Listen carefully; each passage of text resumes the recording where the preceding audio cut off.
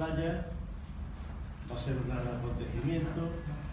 Gracias a Víctor Global por poner en marcha esta iniciativa, gracias al apoyo y al patrocinio del Concello de Vigo y a los colaboradores patrocinadores que hacen posible Declator, Coca-Cola, Rodosa, Gavis, que hacen posible que se desarrolle este evento.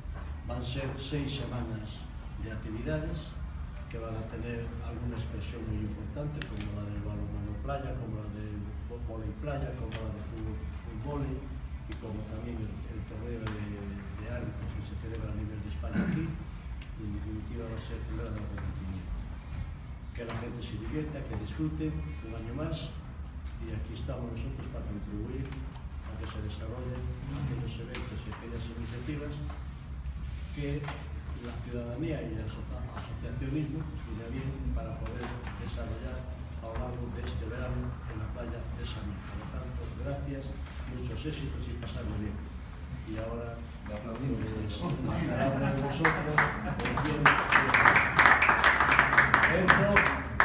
Verte a trabajar.